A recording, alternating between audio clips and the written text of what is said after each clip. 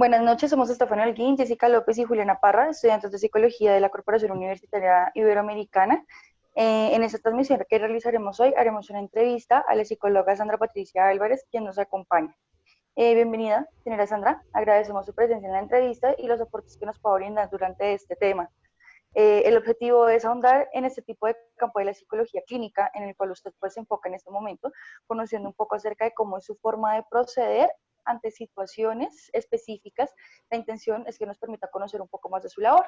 Entonces, a continuación, pues le vamos a hacer inicialmente pues unas preguntas para conocerla mejor, saber específicamente pues en el campo en el que usted está, cómo lo hace, en qué parte se especifica. Queremos que primero pues nos cuente un poco de su experiencia. Gracias, buenas noches. Es un gusto poderles contar de mi experiencia, lo que ha sido como psicóloga y como psicóloga clínica y también psicóloga educativa. Trabajo en la Secretaría de Salud como psicóloga clínica. Pues en este momento estamos atendiendo el tema del COVID y en un jardín infantil como soy la orientadora del jardín. Ok, Llevo gracias. más o 4 o 5 años ejerciendo la profesión como tal. Ok, muchas gracias. Bueno, entonces vamos a iniciar con las preguntas. Claro que Eh, sí. gracias. Pues primera pregunta, señora Sandra, ¿cuál es el rol del psicólogo clínico?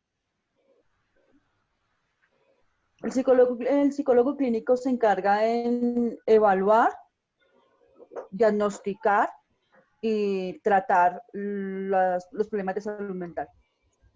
Eso es más o Oh, menos como su enfoque, ¿no? Puntualmente. de acuerdo. ¿Cuáles son los aspectos éticos más relevantes de la psicología clínica?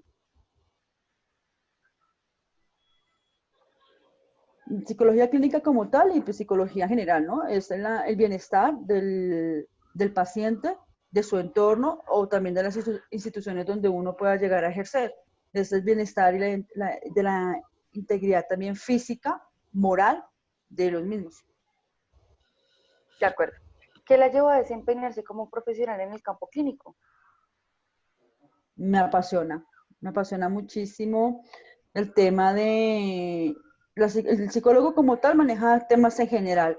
El clínico se basa más en el tema ya como el problema, trata el problema, diagnostica el problema y allí es donde empieza a aplicar la terapia, la intervención que requiera según el trastorno que haya. De acuerdo. Sandra, ¿en qué consiste un consentimiento informado? ¿Quién construye este documento y por qué es necesario? El consentimiento informado fue construido por la APA.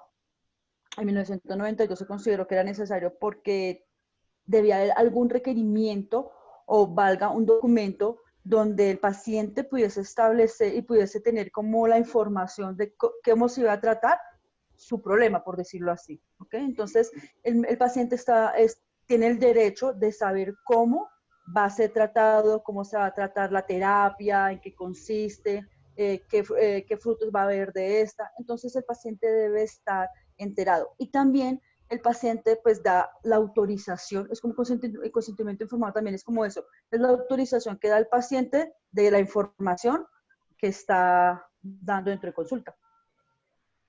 Gracias. ¿Cómo se maneja la confidencialidad con los pacientes?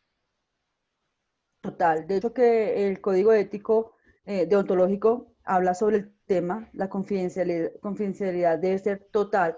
Hay momentos en que se puede llegar a tocar, pero pues es cuando se atenta contra la vida del mismo paciente, la vida pues, su entorno, cuando está perjudicando a unas terceras personas, pues ahí ya bajo ciertos criterios ya legales, bajo la ley, se puede llegar a hablar, a no romper la confidencialidad, ¿no? A dar cierta información, ni siquiera se puede llegar a dar toda. Esto se da mediante un informe, que es diferente, que mientras todo lo que el paciente me habló, yo lo pueda transcribir a un informe y lo pueda llegar a presentar tal vez como lo hace el psicólogo forense, ¿sí? O el jurídico, lo hace, pero de pronto que llegue a contar todo lo que de pronto el paciente a mí me contó en consulta, eso no se puede llegar a romper. La confidencialidad es uno de los principales, valga la redundancia, un principio del psicólogo, la confidencialidad. Gracias. ¿Qué técnicas de terapia son las que más aplica o las que utiliza y por qué estas?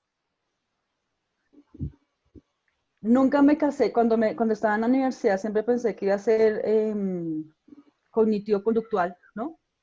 Pero no, me he dado cuenta que con la experiencia y según la persona, según la necesidad, según el tratamiento a realizar, depende. Manejo humanista, manejo el sistémico, que es uno que me gusta muchísimo, el humanista me gusta muchísimo, y cognitivo-conductual. Por lo menos cognitivo-conductual se puede llegar a manejar mucho en el ámbito educativo, ¿ves? Que es la modificación de las conductas. En la parte sistémica es más como lo que rodea al individuo, que si queremos que una niña adolescente de 15 años que tiene problemas de conducta en la casa maneje, que cambie comportamientos, pues a quién debemos integrar, a todo el sistema de ella. ¿Cuál es el sistema de ella? Pues la mamá, papá, todos los que la rodean a ella. Y la parte humanista, parte de la individualidad de la persona y el desarrollo de la persona, ¿no?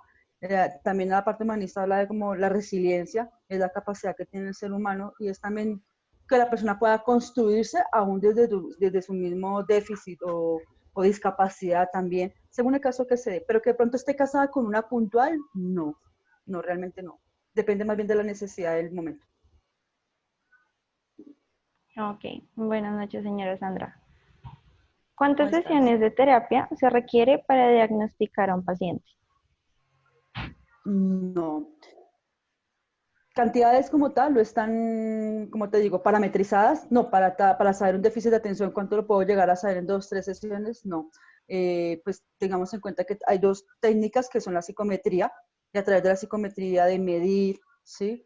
A través de los test, a través de los test de personalidad, podemos llegar a evaluar cómo está una persona. Entonces, entrar a mediar en cantidades, no, porque pues digamos las personas que manejan el psicoanálisis son muy extensas las sesiones. Perfectamente te puede durar más de 1, 2, 3 años unas sesiones.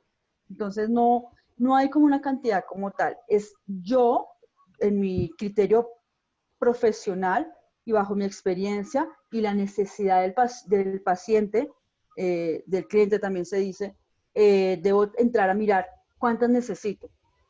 Partiendo de primero tener una muy buena relación, una buena empatía con el paciente, que pueda abrirse fácilmente, que podamos empezar a encontrar juntos el problema. Entonces, para que el usuario me dé la capacidad de hacerlo rápidamente, como para que me tenga que extender según la necesidad. No es que de pronto esté establecido como tal, no.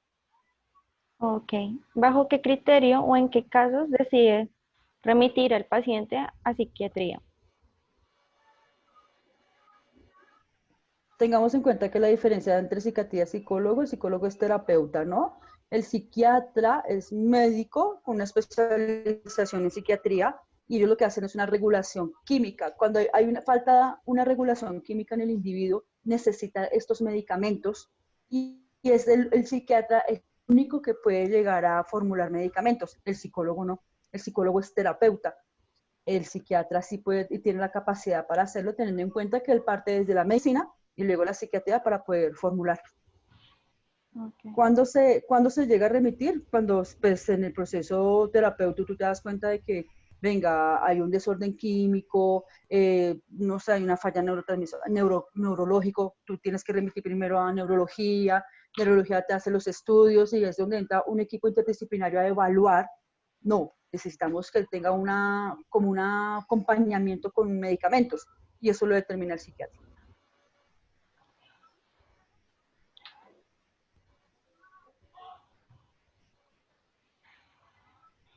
No te escuchamos, Jessica. Ya. ¿En qué casos debe dar aviso a las autoridades respecto a la situación en la que se encuentra un paciente?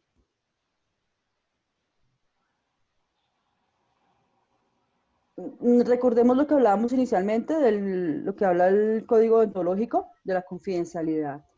Ya cuando hay amenaza para el mismo individuo, para terceros, se da aviso a las autoridades. Ya cuando el problema, el trastorno, la dificultad que llega a tener el individuo afecta a terceros, estamos en la obligación porque resultamos de una u otra manera, no sé si sea el término correcto, cómplices de aquello. Entonces, una manera de prevención es avisando a las autoridades, teniendo en cuenta que nosotros no podemos fallar a esa confidencialidad que el paciente tuvo con nosotros. De acuerdo. ¿Cómo identifica el déficit de atención en un menor cuando su herramienta de contacto en este momento solamente puede ser a través de Internet? Déficit de atención, solamente déficit de atención, es un poco complejo hacerlo por Internet, ¿no? Pero hay aspectos, hay test, hay aspectos relevantes como que son herramientas que se tienen en psicología como la observación. A través de la observación, si es un niño que yo tengo permanentemente en línea y yo estoy evaluando que le cuesta quedarse quieto, que a pesar de que a su alrededor no hayan distractores, él le cuesta enfocarse, que como le puede reconocer una dificultad en su habla, una dificultad con las matemáticas. Entonces, es donde yo tengo que hacer muy experticia en el momento de observar, ¿sí? Observar movimientos del estudiante, comportamientos que pueda tener, porque, como explicaba hace un segundo, los movimientos repetitivos, le cuesta enfocarse, se distrae fácilmente. Es una manera de hacerlo, aunque no es tan, porque pues no hay como tener ese contacto con el estudiante, ¿no? Pero se puede hacer así, a través de la observación se puede hacer. De acuerdo. ¿Qué estrategia ha diseñado para evitar que las situaciones de sus pacientes de alguna manera lleguen a afectar su propio estado emocional como psicólogo, como persona que ejerce la psicología? Antes de graduarme en psicología, siempre nos recalcaron eso, ¿no? Procuren cuando escuchan a sus pacientes, la parte terapéutica, no cargar con los problemas de las otras personas, de sus pacientes. Y mira que hablando desde mi experiencia, es un poco difícil. Es un poco difícil porque de una u otra manera, cuando tú tienes empatía, ¿sí? Que se llama el rapport es el primer paso que uno como psicólogo debe tener. Y ese rapport me da esa empatía con el problema de la persona, con su situación. Es un poco difícil yo decir, me alejo del tema. Lo que pasa es que hay una parte ética y profesional que es donde yo debo decir, hasta acá. ¿Sí? No es mi problema, no es mi asunto, y algo que también se recomienda muchísimo, de hecho nosotros nos recomendaban bastante, y de hecho yo lo hago, uno debe tener su propio psicólogo, ¿sí? Porque a veces pues yo tengo consulta ahorita y escuchar a otras personas, sus diferentes situaciones, uno de una u otra manera trata de cargarse y llevarse eso. Entonces tener uno también como la oportunidad de evacuar emociones y sentimientos con una tercera persona. No significa que vaya a contar lo que escuchó, no, pero sí como que venga, necesito también descargarme de todo aquello que yo me cargué. Entonces es como una manera también de trabajarlo. Pero que uno llegue a decir, hablándolo realmente bajo la experiencia, realmente no me importa y me alejo del tema, es un poco complejo. Eso no es así como tan fácil y como tan cuadriculado, no. Y pues a través de la experiencia uno va aprendiendo a diferenciar, ¿no? Uno va aprendiendo porque de primerazo, cuando uno está recién egresado, uno quiere, hay algo que aparece el complejo de Cristo, que es uno quiere salvar a todo el mundo, ayudar a todo el mundo, y con el tiempo se va dando cuenta pues que tú no puedes hacerlo, porque pues no eres Cristo, ¿sí? Y dos, porque pues no tenemos la capacidad de eso. Entonces, es hasta mi medida, bajo mi experiencia, mi capacidad, que yo pueda hacerlo. Okay. ¿En algún momento a lo largo de su experiencia le ha ocurrido que se sienta de alguna manera en conflicto con la situación de algún paciente atendido? Sí, recién salí de la universidad, trabajé en una fundación de rehabilitación. Ver los chicos de pronto bajo consumo de spa, verlos cómo se generan emocional, afectivamente y físicamente, es bastante fuerte, bastante fuerte. Y que de pronto uno en el rol de psicólogo genera una empatía y que ellos a veces cuando tienen esas deficiencias afectivas, ellos tienden como a malinterpretar una palabra especial que tú puedas llegar a tener con ellos, ¿sí? O un hola, ¿cómo estás? Ellos pueden llegar a malinterpretarlo. Entonces, sí se puede llegar a presentar las situaciones de pronto esa mala interpretación de la relación. Entonces es donde tengo que tener la capacidad de mis límites hasta dónde llegan, donde empiezan los de la otra persona, reconociendo siempre que profesional soy yo, el terapeuta soy yo y que cualquier paso que yo pueda llegar a dar en falso, rompiendo mi profesionalismo, pues puede dañar la relación y puede dañar un proceso terapéutico. Que de hecho el código deontológico habla de eso, evitar, no, o sea, no están permitidas las relaciones ni sexuales, ni personales, ni afectivas con los pacientes, de ninguna manera. Es decir, que en estos casos, cuando llegas a haber algún nivel en que el psicólogo se sienta involucrado, ¿cuál es el proceder ético, pues, o el paso a seguir si esto llega a ocurrir? De pronto, claro, porque pues estamos entre humanos, ¿no? Y puede llegar de pronto que uno pueda llegar, no sé, pues no me ha pasado, de pronto que se enamora del paciente, o el paciente se enamora de su terapeuta, remitirlo. Lo ético y lo mandado por el código debe remitirse a un tercer profesional. Inmediatamente, o sea, cuando se pasa esa línea, inmediatamente cuando piensa como que, oiga, como que aquí hay algo afectivo, como que aquí hay algo emocional que está pasando el límite, de una vez se debe remitir o redireccionar a un tercer profesional para que lo siga atendiendo. Bueno, señora Sandra, Ya se debe romper el vínculo profesional de paciente-terapeuta se debe romper inmediatamente por el bienestar del mismo. De acuerdo.